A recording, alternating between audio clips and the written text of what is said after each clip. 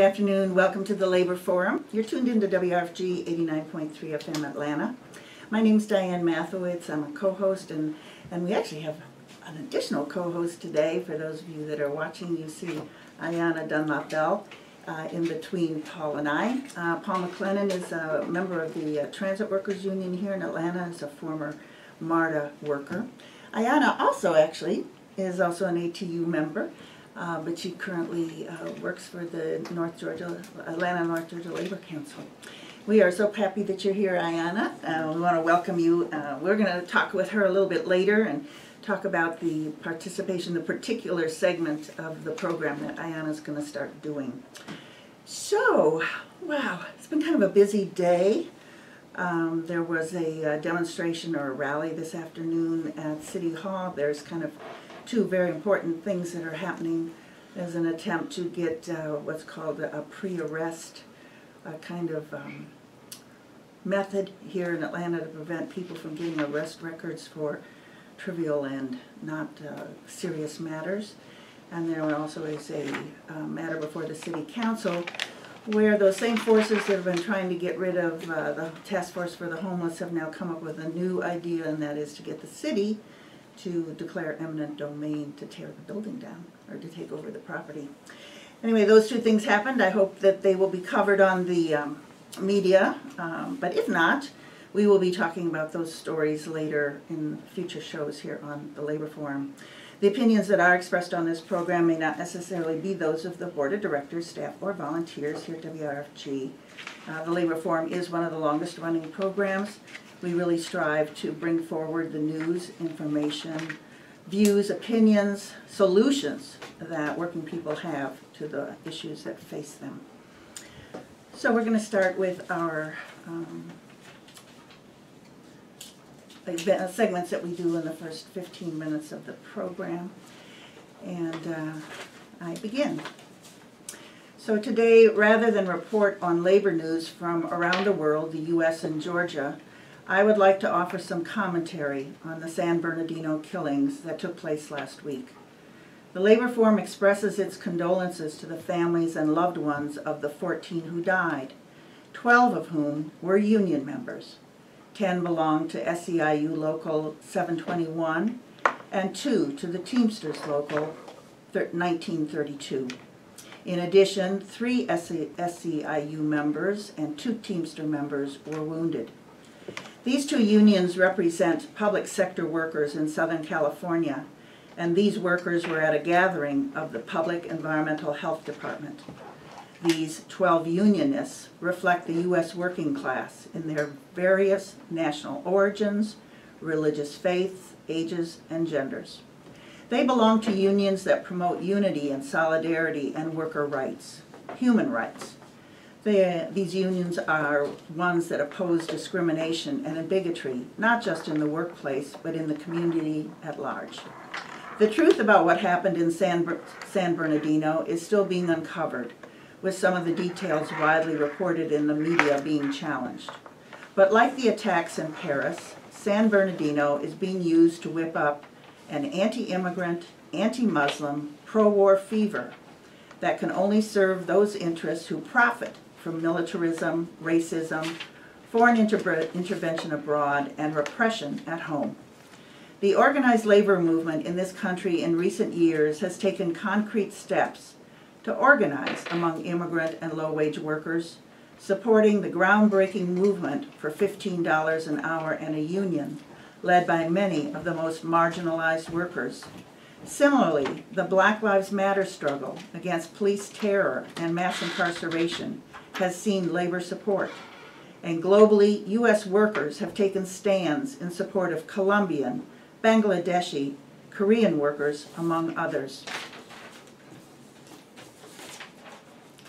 The growing class consciousness about the inability of the profit system to meet the human needs of the world's population threatens that tiny group of banking, corporate, and military forces that today rule most of the world.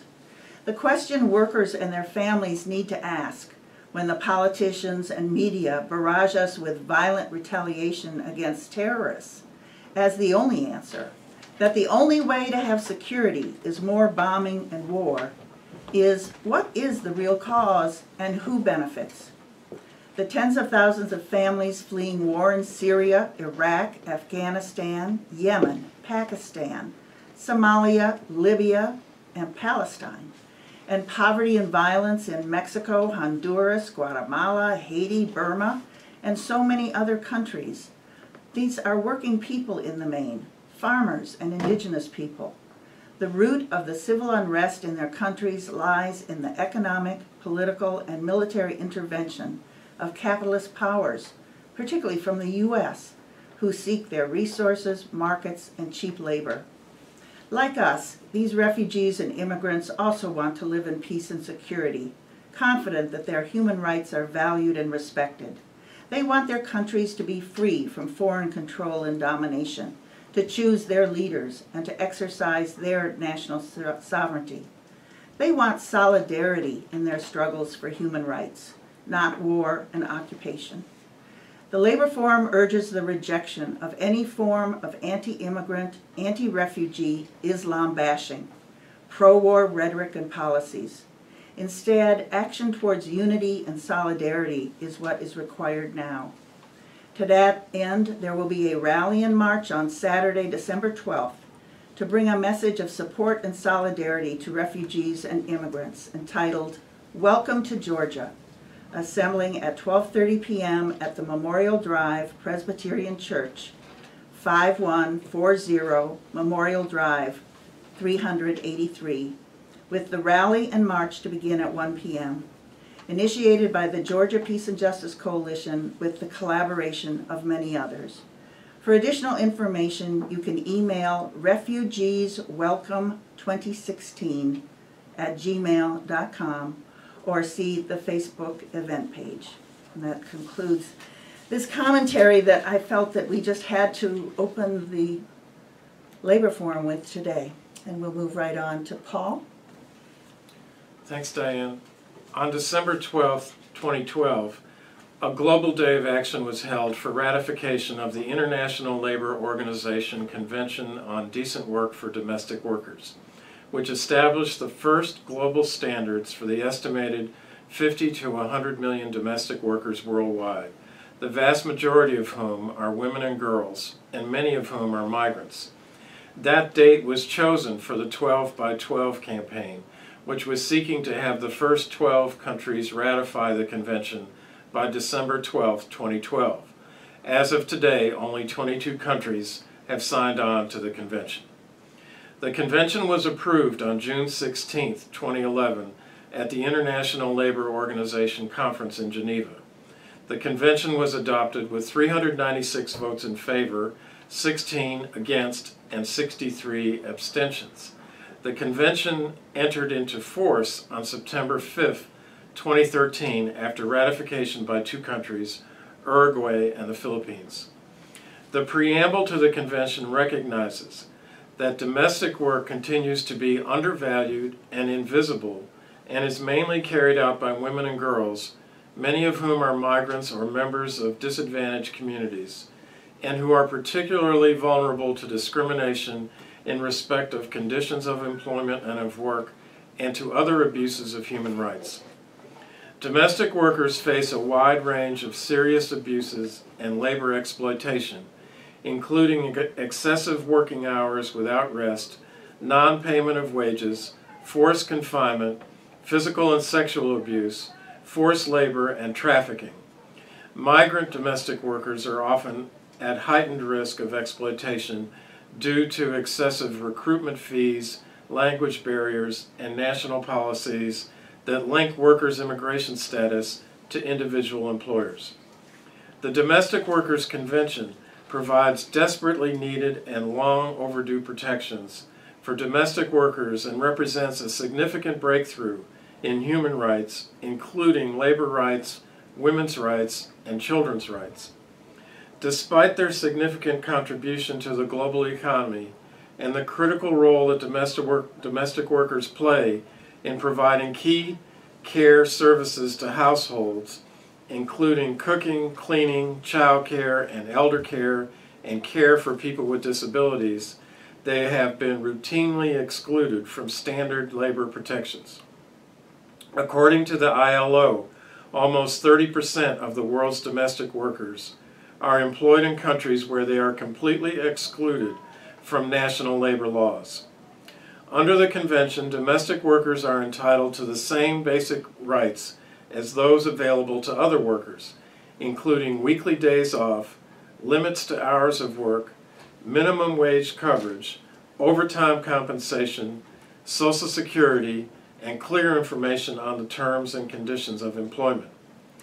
The new standards oblige governments that ratify the convention to protect domestic workers from violence and abuse, to regulate private employment agencies that recruit and employ domestic workers, and to prevent child labor in domestic work.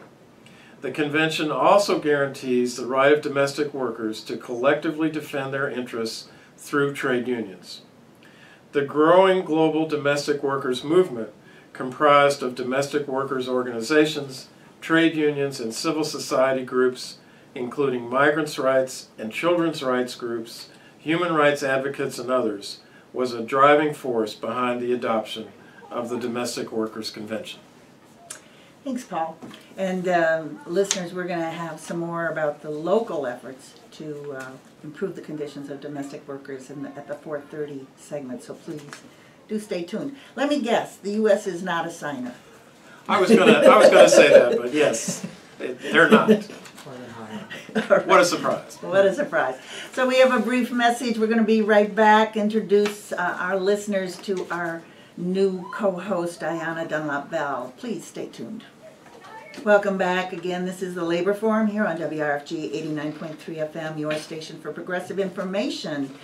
And again, this is with great pleasure that Paul and I both welcome Ayana here to the studio. She's going to have a recurring role on the Labor Forum. We also want to give a shout out to Tamika Atkins, who's the executive director of the Domestic Workers Alliance chapter here in Atlanta. Also, our co-host, who's coming back as soon as she's able from maternity leave. She just got back to her own job at the Alliance this past Monday.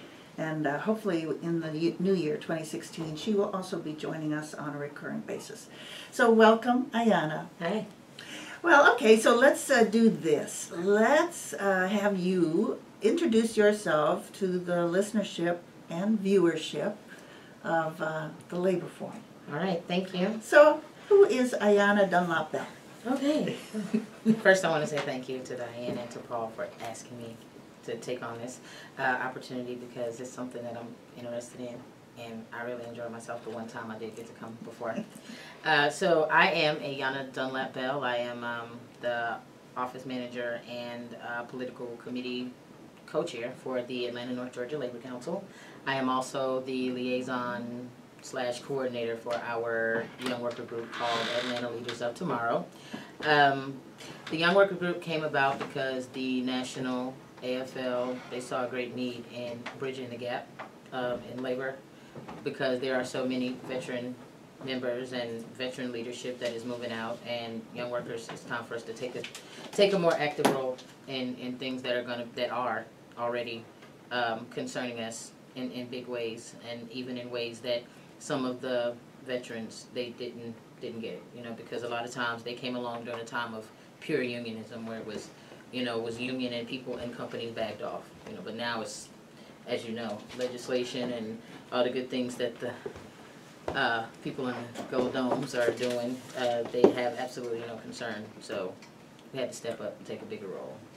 All right, so let's give our listeners a little bit more information about what is happening in Georgia and in Atlanta with ALOT, Atlanta Leaders of Tomorrow, cool name. Thanks. Is something that's being replicated around the country. Yes. Exactly, right?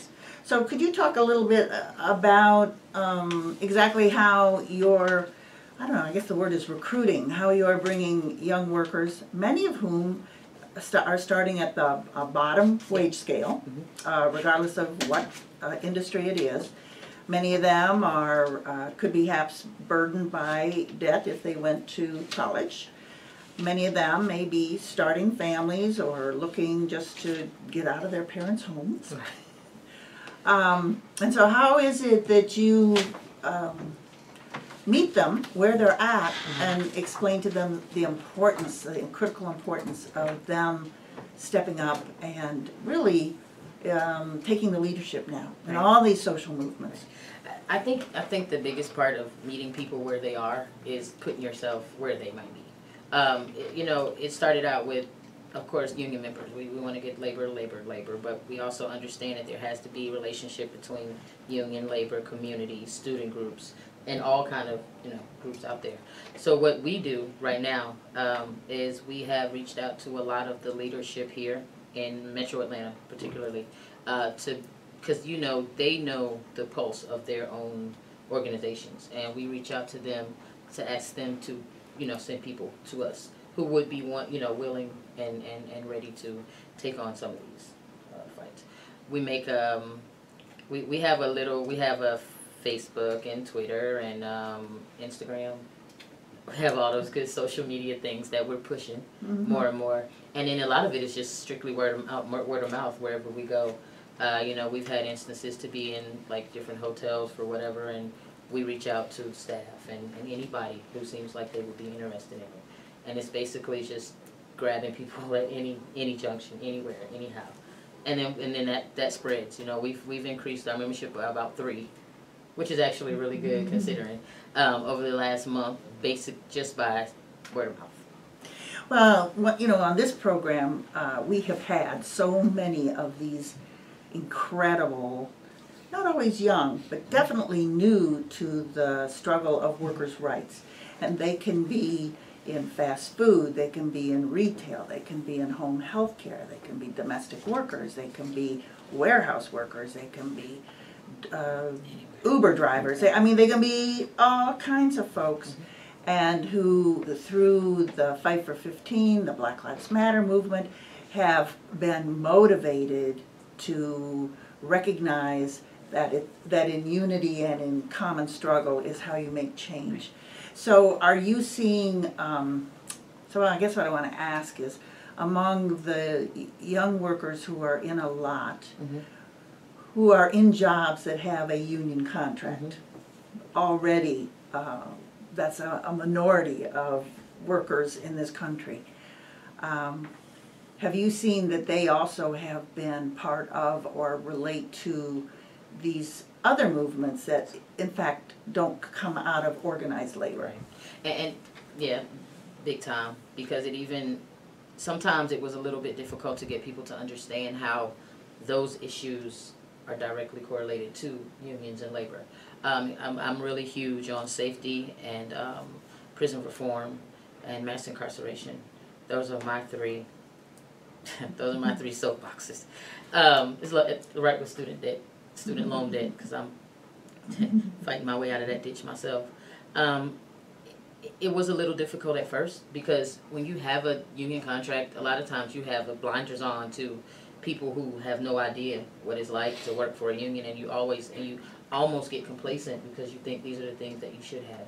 You don't recognize that these aren't always things that everyone is privy to. And I know both of y'all can identify with that part. To get people to understand that you can't have one without the other. You just have to kind of let people know what's in it for them, how it benefits them. And it's not just about the next person, or that's their fight, or they'll work it out. You know, just like the Fight for 15.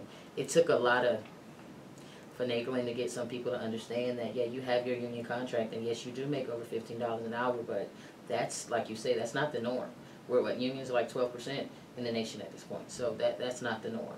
The norm is $5 to $8 an hour, barely making it, no health benefits, whatever that might be. Right, no insurance, no vacation, no time off, no sick nothing. days, no grievance procedure, no right to a job, nothing. Exactly. Yeah, we talk on this program a lot. Both Paul and I are retirees from strong unions, and the difference that made in our lives. And I was 30 years at General Motors on assembly lines, building cars and trucks. But nevertheless, I had a living wage. I had health benefits. I have a pension. These are all things that the young workforce that's coming on today almost regard as, well, one, they've never heard of most of these benefits. Right. Even if their own parents have some of them, there's no job for the most part that they go into where when you get hired, you're told, That's right. you know, you're gonna have 2 weeks vacation. You know, after so many months, you're gonna get a raise. You know, you've got health insurance, you know, all these things. Can I ask, maybe Paula has a question, go right ahead if you do. Well, you started to answer the question I had. Could you say a little more about issues that are dear to your heart and why you personally are involved in this? Well, of course, student loan debt it is what it is. I was privileged enough, and I like to use that word because I think it should be a right. I think all education should be free, but that's a whole different. It's another 2-hour program. Student loan debt is a big one. Prison reform, mass incarceration are huge because we're losing young black men. I'm trying not to be too, you know, but we're losing our generation to minor infractions. I mean, silly things, mandatory minimums. Those things are absolutely, you know. And then when they get out, they serve the time that they were given, but their sentence is lifetime. It never ends. And these probation systems. Yeah, probation is absolutely messing, and they privatize probation so that the private companies can make all this money off Right. a $25 parking ticket, ends up paying $2,000 in fees. So those things mean a lot to me because I have kids. I have a 19 and a 20-year-old, and I preach to them all the time. You know, just try to stay on the narrow path, but then you tell them that part, but then you have all the other things that happen even when they are following the rules, and then you lead into the Black Lives Matter. You know, all of those things are like a vicious cycle. It's just not ending, and it seems like it's just getting worse. So that's why. And safety. Was that from your experience at Yes. MARTA? Yeah, safety. Well, a lot of people don't know, and it's a little bit of Union 101. Labor unions came to their height based on safety and violations of safety. So that's where we started, and I think we got to get back to understanding that part. But it did Job injuries. Oh yeah, I mean even children working in factories, all those things. The triangle, the shirt factory. All those things were safety based. So that's where we got our bases, and I think we need to kind of fall back to that because they're violating us. They're even though we have these union jobs, companies are really starting to push the limits and take all the chances that they can. And their thing is, they do it now, grieve it, but it's already done. And OSHA doesn't have enough. OSHA doesn't have enough bite. You got the MAP 21. It's not even close to where it should be. So we've got to find a way to get back to where we started. So those are why those 4 things are so much. When you said this, I just had to think, if I had done labor headlines today, one of the things I would have talked about, and now this is bad because I have a horrible memory for names, but the big mine disaster that occurred, I think 29 miners died, and it was Massey. Okay, so the guy, I think his name is Blankenship, something like that, the president, the CEO, he actually was taken to court, totally unheard of in this country, pretty much, for the owner or the big guy at a company where workers died to actually be taken to court. But it wasn't because he killed his failure to provide safe working conditions in a mine killed 29 miners. It was on another kind of charge, and it was only a misdemeanor. So on the one hand, people are excited or happy that this criminal owner actually had to face some form of justice, but it didn't bring any justice to the miners who died, nor did it have any real impact on the fact that mining is such a dangerous occupation, and that for generations mine workers have died in mines totally unnecessarily because of these failures of business to provide any safety conditions because it costs money. So absolutely, all the historical things you brought up, child labor, and as the basis for and the young workers who are working today face some of the most deplorable situation. Have you come across any real stories about? I mean, yes. Go ahead. Like I say, I have kids, and a lot of this I speak on directly. There's an issue. My son was working where he was working, and he came home and he said, "Well, Mom, they told me don't come to work tomorrow." I'm like, okay, don't come to work tomorrow, why not? Well, because I offered to, whatever he did, it was something that was not quite what they wanted. He was offering to help a customer. And because the customer fell, that's exactly what it was. The customer slipped and fell, and so when after our conversation, I was like, well, have they had any other issues? Because, you know, I'm all things safety. He said, yeah, my employees fall all the time. And for me, that's amazing. I can't believe you have a place where people are falling and hurting themselves all the time, but nothing was done about it. Come to find out, the employer wasn't paying into the workers' comp, Georgia, the system. They weren't paying those taxes or dues or whatever. So that when employees would say that they failed, they would almost, unless they broke something, they never would report it. They would never get them any kind of assistance. So I kind of had to help him help the other workers, because, you know, he's in college. It's not like this is his full-time gig, but some of these people, this is all they got. This is what they do. So we kind of fought that fight and ended up forcing the company to start paying into workers' comp. Okay, so we're almost trying to bring Lovett on now. So Ayana, what is your schedule? When can listeners expect they will tune in and get a report from Ayana Dunlop-Bell about young workers, the struggles, the achievements, what's going on with young workers? Well, I'm looking to make this every other week. Every other week, y'all? Every other week. So not next week, but the week after. And even though it might not be me on the air, I will also be having information on our Facebook page and everything like that. So if you wanted to check that out on Facebook and Twitter, please feel free. Okay, and that all reminds me that the Labor Forum has a website. And I'm supposed to say what it is. It's WRFGLaborForum.org. And there you also can find out that we have a Twitter, we have a Facebook, and we'd love for you to join that. And you can certainly go online and comment on how much you're looking forward to Ayana's reports. So we're going to take a brief message from WRFG, and we want you to come to our Carnival of Cultures. And when you hear this message, you, of course, will be most compelled to, and we're going to bring on Lovett.